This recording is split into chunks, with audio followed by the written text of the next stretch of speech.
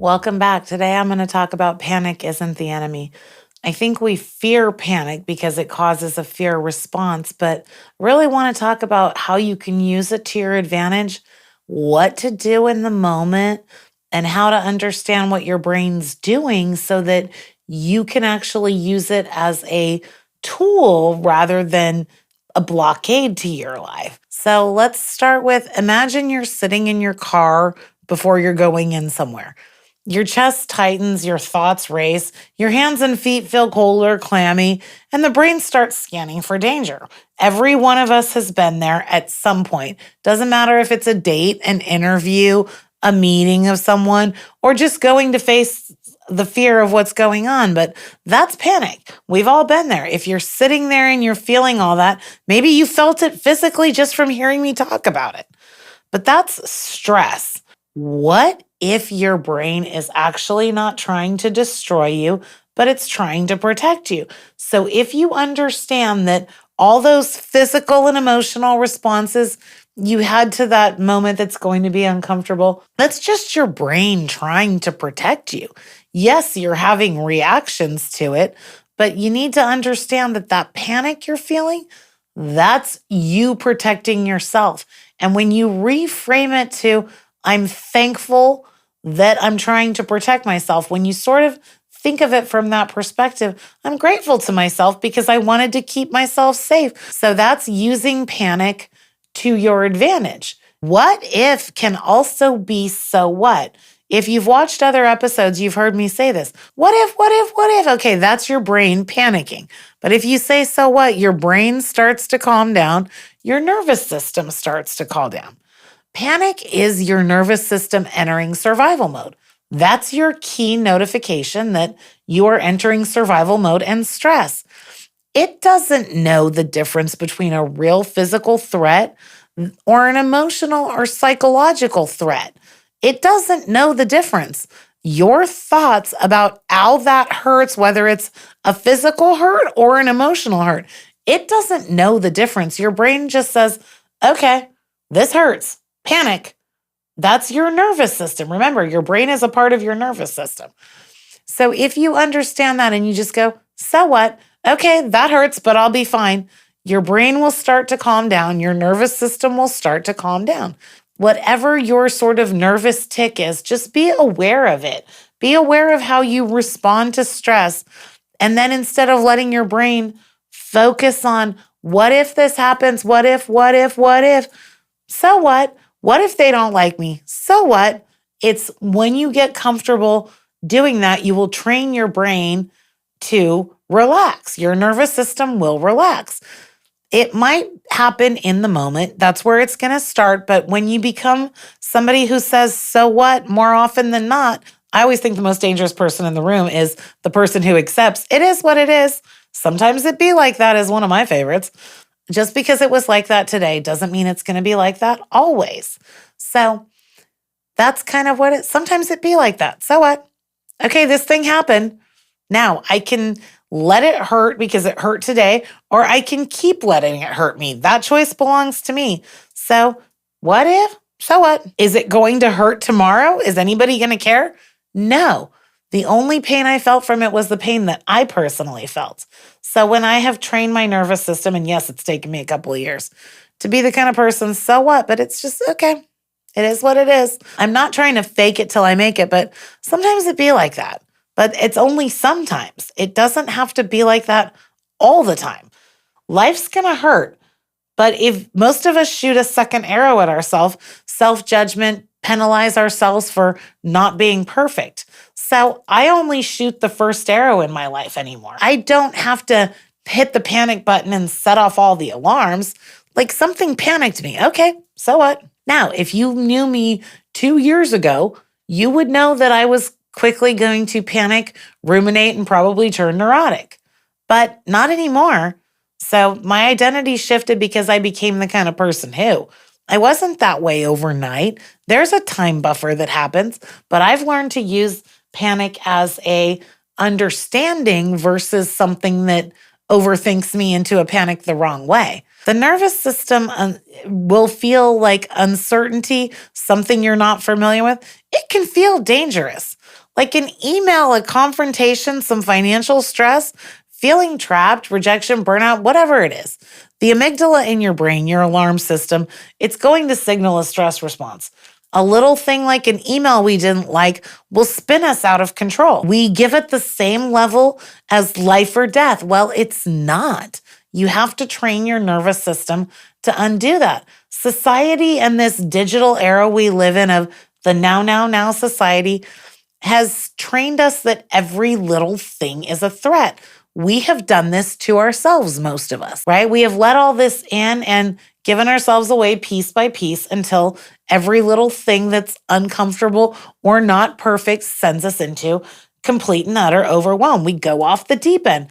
Your prefrontal cortex actually goes offline. That's the front of your brain. That's your logic brain. It goes offline during panic. You can feel irrational, reactive, overwhelmed. You're unable to think clearly. You're not crazy. You're in survival mode. That's why even the most rational people can do irrational things, because in the moment of panic, they're going off the deep end and acting irrational. You got to calm your nervous system so your prefrontal cortex can come back online. That way you can make rational decisions. But if you can understand that what you're feeling is panic, it's not your enemy. You become your enemy when you jump off the deep end. The biggest mistake I think we all make is that we try to fight panic. Resistance actually increases it. It's like the joke about you see someone freaking out, tell them to calm down. What's going to happen? They're going to freak out more because you're adding more to it.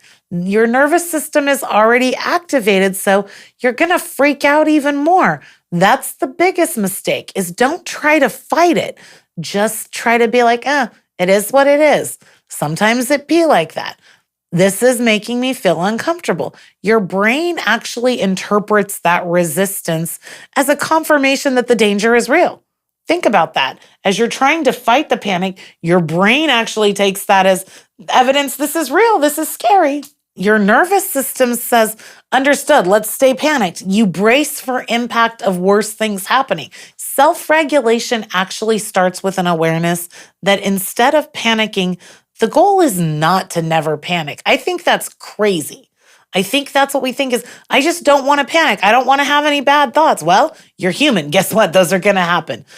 But if you switch it to, I know what my brain is doing, and I know how to guide myself through this, and that changes everything. That panic is going to be there, but it's not your enemy. It's actually evidence for you to flip your script, to reframe what's happening.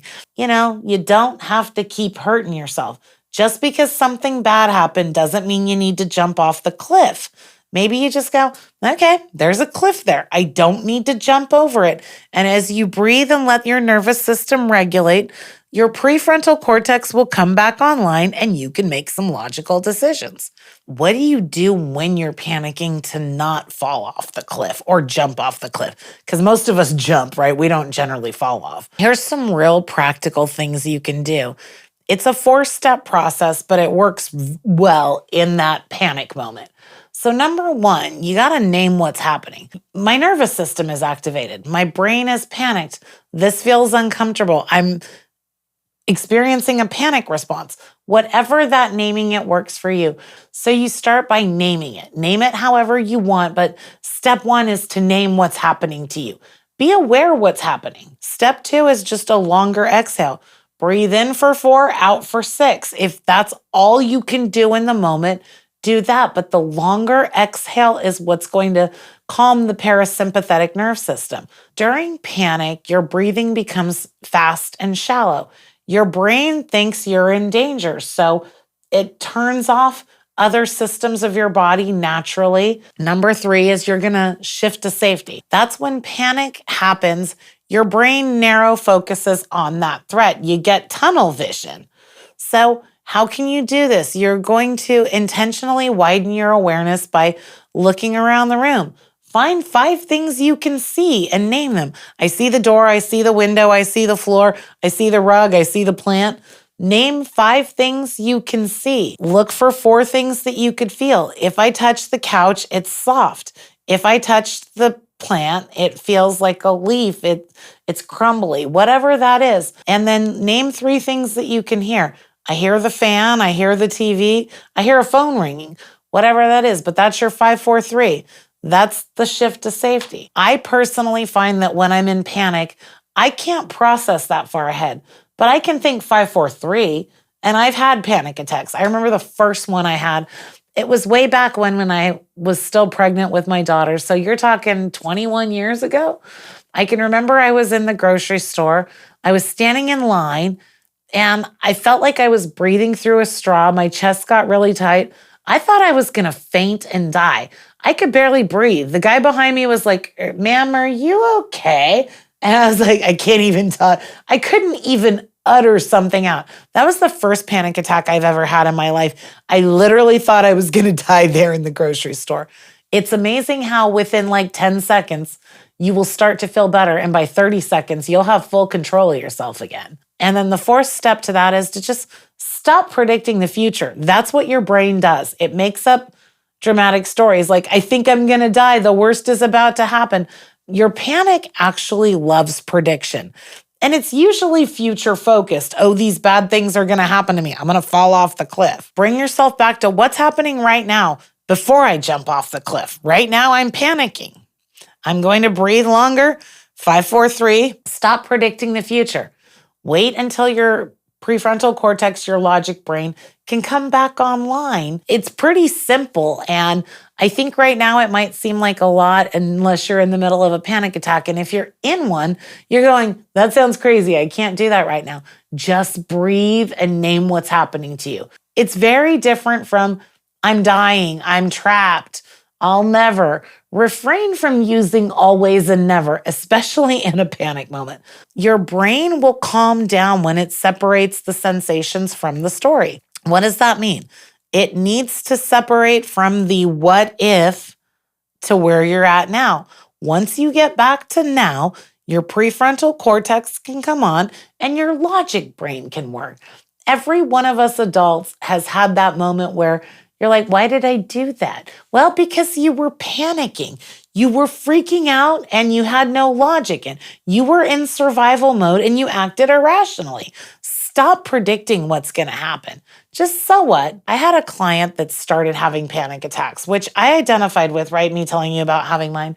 But she would have them before and during work meetings. Meetings became a threat to her. She would literally go into a panic attack just to get in a room full of people that she knew and they respected her. At first, she thought she was having a heart attack at the first one, right? She told me about this experience where in the meeting, she literally thought she was having a heart attack. She couldn't breathe, thought she was going to faint. Not because the meeting was dangerous, but because her brain started associating meetings with danger. Every Monday as she's going to work, her nervous system would activate before anything even happened. She would start panicking on the drive to work before she even got there, hours before the meeting. So we coached her to just try something different. That what happened differently is that before every meeting, she would tell herself when getting out of the car, my brain is predicting danger. My body is just responding. And after about 2 or 3 weeks, she wasn't panicking. We had to get her to a place of where she could name, this is not an emergency. These meetings are not life and death. I've just associated with them. So after about 3 or 4 weeks, the meetings started no longer panicking her. And I'm happy to report that a couple months later, she hasn't had a panic attack about the Monday meeting. But what it started with was naming it, being aware that she was having a panic response and telling herself, it is not the enemy. It is not life or death. I have learned to associate this uncomfortable meeting with panic. My brain sees this as danger. Remember, panic loves to predict the future. Panic lives in the future, the worst case scenario. It reinforces it. Remember, the brain looks for evidence. The same for panic. So you have to reset that. So this particular client stopped treating panic as proof she was unsafe. Her brain had learned in about a month that the activation in the amygdala, that fear center, it doesn't equal danger. Every time you stay present instead of separating, you're rewiring your brain. And yes, it's going to take a couple repetitions to unwire it because you've wired it to believe what it believes now. You kind of have to unwire and understand that panic is actually like a warning. It's an awareness bell. It's not really a warning or danger system. It's just an alarm bell going, hey, pay attention. You don't like it already. How long do you want to let it hurt? When the alarm goes off, don't jump off the cliff. Rewire yourself. And when that happens, you'll find your peace again. The real goal for you will not be becoming someone who never panics. I don't think that's the goal. I think that's unrealistic. But if the goal is becoming someone who knows how to respond to it, it's very much the same thing in resilience. You're not going to be someone that something bad doesn't happen to. We're all human. Bad things happen to everybody, even if we don't deserve them, right? We all know that. Life has goods and bads. They're all lessons for us. That's really my goal in this episode of teaching you that panic isn't the enemy. I want you to just be someone who's confident that you can overcome it. Self-regulation is not perfect, but it's part of recovery. When you understand the brain fears losses more than it feels gains, that's a loss aversion. The brain has that, but it's awareness. When your brain has fear and you sort of name it, it loses some of its mystery. It loses some of its uncertainty, and your brain can enter back into safety mode. Panic is not your enemy, but it will help you be aware of things because panic is a response we all have. It is something we've all been through. When you become aware of it, it loses its mystery. And when it loses its mystery, it's going to lose its intensity. And when it loses its intensity, it's not going to throw you into panic anymore. Just like today when I'm driving somewhere and running late and everything's in my way, and I don't like any of it. I have the choice to say, okay, I feel this way about it. I don't like this. I understand how I feel, but it's going to be okay. And then when I show up, I'm not in complete and utter panic. I didn't ruin my drive by panicking, ruminating, and trying to predict the future. Sometimes it'd be like that. Sometimes we're late, even when we don't like it. But I think these are real life things that happen. So again, the goal is not to become someone who doesn't panic. It's really someone who knows how to handle it, how to respond to it, how to deal with it. There was a joke my mom used to tell me when I was a kid. You want to see a match burn twice? Light it up and put it down on your skin and it'll burn twice. Did she ever do that to me? No, let's be clear. My mother never did that to me. But I think we do that to ourselves. We burn ourselves even more than we've already been burned. That's what panic is usually in us. We actually harm ourselves again. Like the thing happened, life happened, this bad thing happened. I had a stroke, but instead of beating myself up, I just chose to get better. I can remember talking to a therapist and going, I think the stroke is my fault. And she's like, are you actually blaming yourself for almost dying and having a physical response? But that's what we do to ourselves because it's so uncomfortable. It's so uncertain. We sort of have to rationalize it and have a reason. The brain needs a reason to have closure. You're either choosing to keep hurting or you're choosing to change something. Again, if you want something that you've never had, you have to be willing to do something that you've never done. All these concepts I talked to you about in this podcast are an overall picture of what's going to make things great. We're somewhere in between science and spirituality. They say the same thing in a different language. I'm giving you tools and resources to bridge the gap between the two. I hope to help every single one of you get to where you're going, but understanding panic is not the enemy, I think is such a key concept to managing your nervous system. Your brain is adaptable. Your nervous system can learn safety again. And if you're capable of regulating yourself, you can do this. Panic doesn't want you to believe that you can regulate yourself. I would rather you be dead and have a solution than live in this uncertainty. Your brain is actually going to do that to you. You don't have to control every feeling within you to regain control of your response. The second I recognize that my brain sees me as in danger, I just take a deep breath and exhale longer than I inhale. That is like the most important step because just by that longer breath, I pause before I respond to something. Life can suck sometimes, but the thing is do I want it to suck in this moment or do I want it to continue to suck? That is my choice. Panic is actually not the enemy. It's just an alarm signal. It's like that little blink on your phone that tells you have to do something. Understanding that panic is a human response, it's a biological response. You can't control biology, but you have control of how you respond to it. So if all you've learned out of this episode is to just take a longer exhale and a deep breath before you do anything, you've learned the very basic. I hope I've helped y'all understand that panic is not your enemy. It's actually just a sign that you have control to do something about it. Thanks for joining. Remember, karma's real, energy is contagious. Check your vibes. Just call Jenna.